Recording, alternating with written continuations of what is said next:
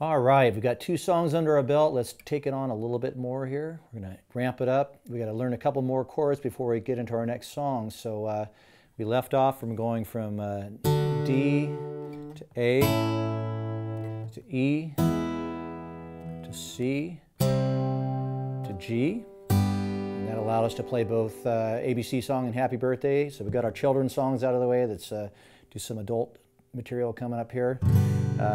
So we want to come to the next chord in our sequence here, which is going to be A minor. So here you are in a G with your 3, 2, and 4 fingerings. Just like when you went from G to C, G to A minor is very similar. You're going to plant your one finger down like this, and you're just going to bring these two, your 3 and 2, across, skip one string, put them both on the 2nd fret. Okay, so that's going to allow you to do A minor. Then going back and forth between those two, we're going to do that double hopscotch thing back over to that 3rd fret. There's our G chord.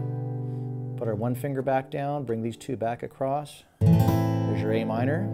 A minor is just like E, it's the same exact shape, it's just one set of strings down. So here's E like this. A minor is just one set of strings down, the same exact shape. Okay? Let's go back to G by just doing the double hopscotch over the number 4 string, and that'll land us here. Back to G.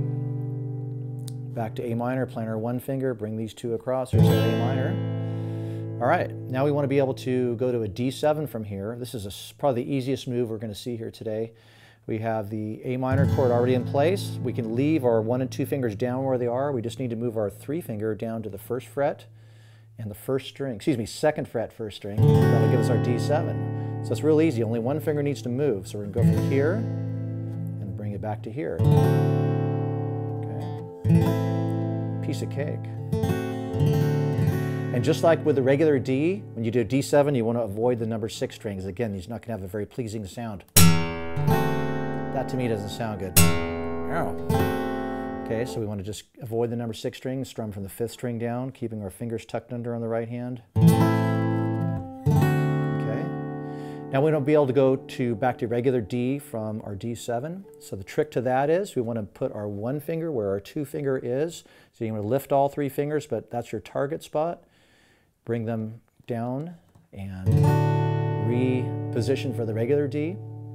We want to be able to go back and forth between these 2 chords. So now we want to do sort of in reverse. We're going to take our 2 finger, put it where our 1 finger is, and shift up that way. So I'm going to sort of lead with this guy, but I'm still moving all 3 at the same time and landing all 3 at the same time. Okay, so it's almost like you're turning your fingers inside out.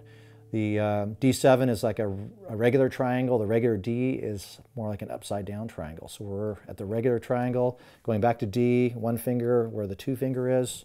We are going to shift down to a regular D. Now we're going to head north, putting our 2 finger where our 1 finger is, and do the D7. Okay?